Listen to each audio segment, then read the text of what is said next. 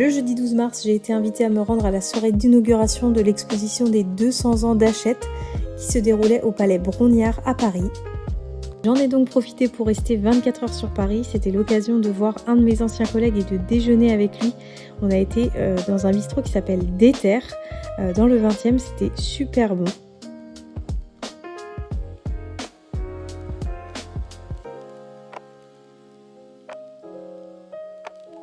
Ensuite, on a été coworker ensemble, c'était l'occasion de ne pas travailler toute seule. Et du coup, on s'est posé dans un café avec ce petit chat qui prenait son petit verre de lait tranquille. Et ensuite, à 16h, on a été à la Panifacture. Donc, c'est mon collègue qui m'a emmenée et j'ai pris une babka que je vais vous montrer un peu plus tard. Sur le chemin, j'ai découvert cette petite boutique qui s'appelait Les Imprimeuses. En fait, c'est pas mal de papeterie et de petits objets trop mignons. J'avais envie de tout acheter, vraiment, c'est le genre de boutique où j'adore m'arrêter.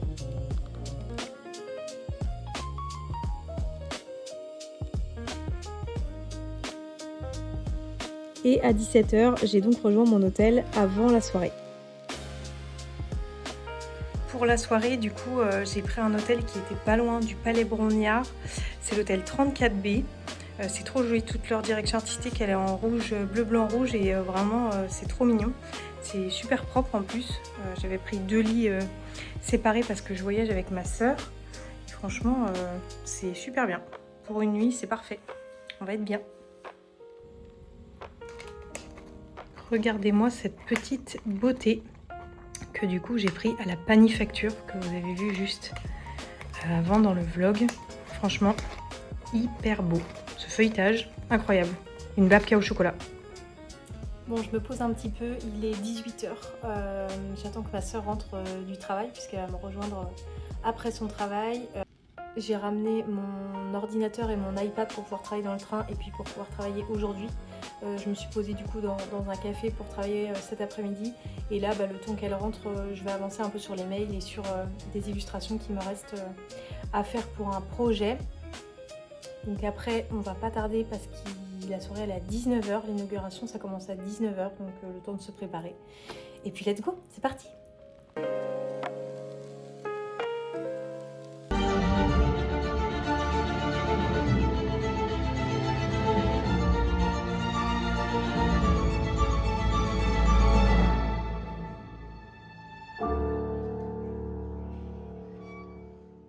À 2 pas de la Sorbonne, une librairie modeste, quelques rayons de bois blanc.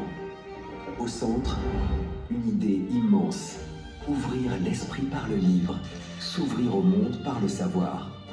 Son créateur, Louis Hachette, avance avec cette conviction fondatrice. Très vite, il publie un abécédaire. En 1833, la France crée des écoles dans chaque commune. 1 million de manuels sont nécessaires. Louis Hachette saisit l'élan d'un pays qui s'instruit et devient l'éditeur scolaire de référence. 20 ans plus tard, il imagine les bibliothèques de gare en France. Dans les trains, ses livres deviennent des compagnons de voyage. Pour ses nouveaux lecteurs, il lance des collections qui traverseront les générations. Les guides Johann, la bibliothèque rose avec les récits de la comtesse de Ségur et des journaux illustrés. Changement de siècle, mais pas d'esprit. Hachette continue d'innover.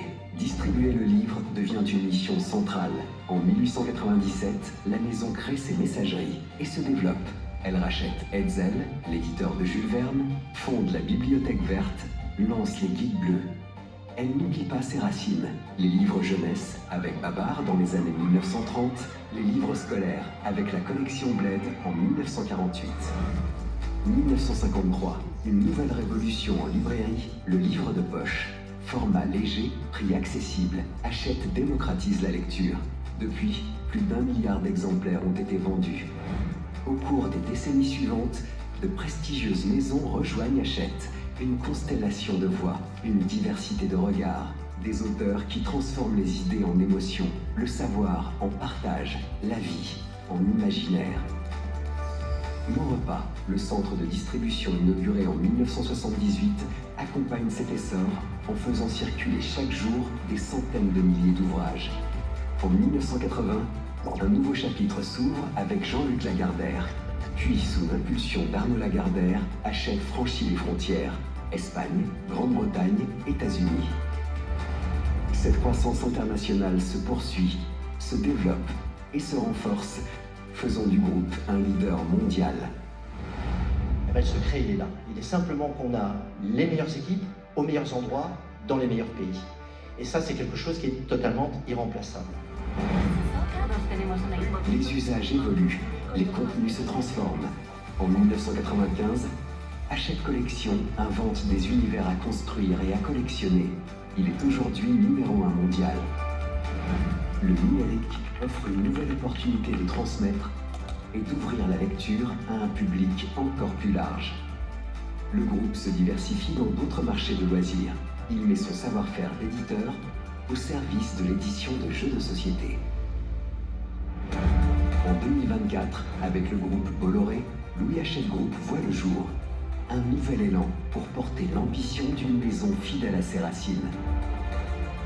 Créativité, exigence, liberté, des valeurs héritées de Louis Hachette pour imaginer l'édition de demain.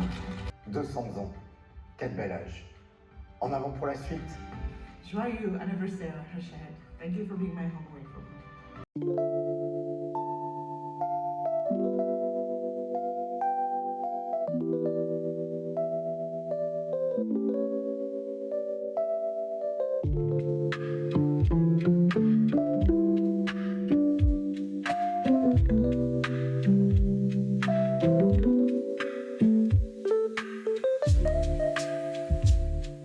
Bon, on est revenu de l'exposition. C'était trop chouette, de la soirée d'inauguration plutôt que l'exposition.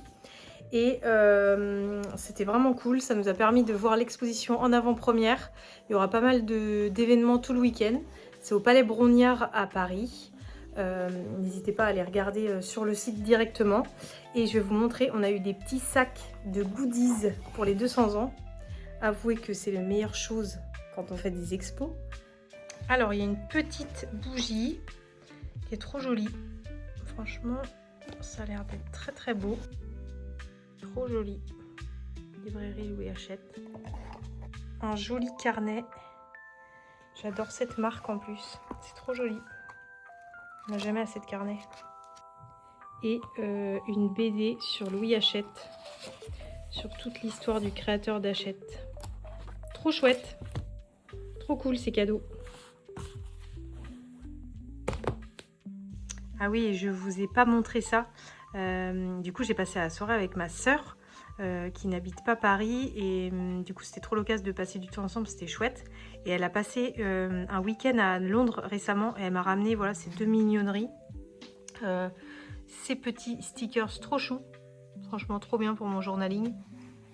Et ceux-là, ça j'adore. Franchement, trop mignon. Les petites tasses, les petites fleurs. Ça va être trop chouette pour mon journaling. Trop hâte de l'utiliser. En ce moment, je lis ce livre, Le sens de nos pas de Claire Norton.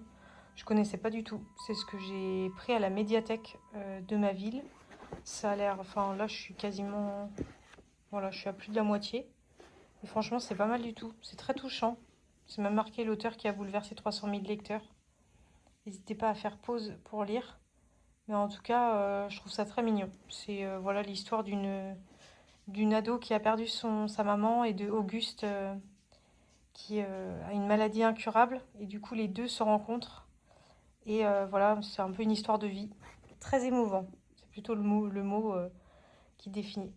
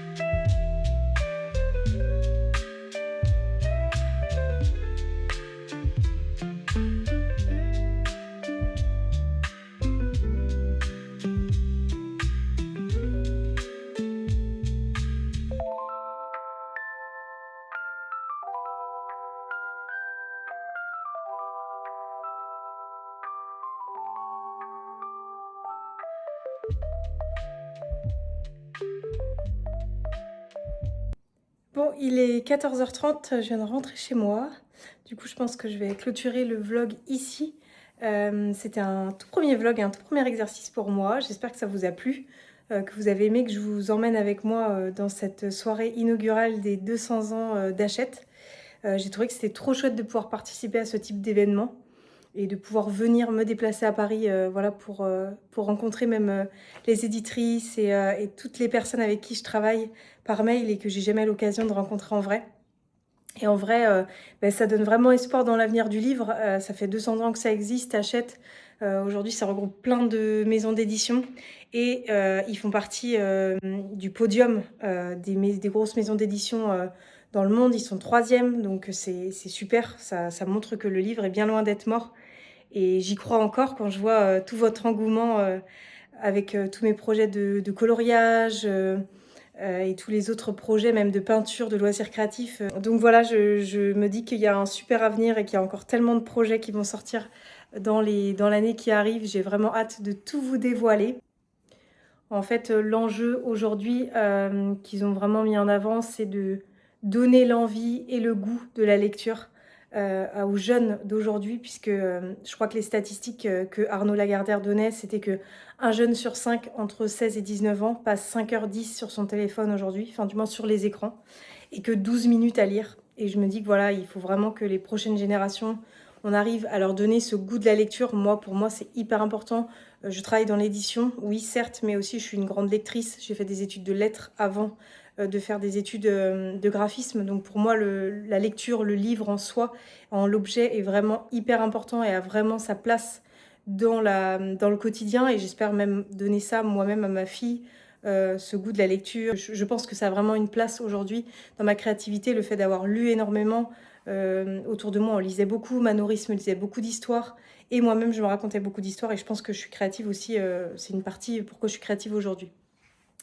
Donc voilà, bref, si vous voyez ce vlog à sa sortie, sachez que l'exposition des 200 ans d'Hachette, elle est encore disponible, elle est encore ouverte jusqu'à dimanche, donc du 13 au 15 mars 2026. C'est au Palais Brongniart à Paris. Vous pourrez voir vraiment toute l'étendue de la gamme de la maison Hachette Group. Et c'est vraiment chouette de voir tout ce qu'ils font et en fait quel livre ils proposent. En tout cas, j'espère que ça vous a plu. N'hésitez pas à mettre un petit emoji livre si vous êtes resté jusqu'à la fin de cette vidéo. Je vous dis à très vite pour de nouvelles vidéos. Je vous embrasse, prenez soin de vous. Bye!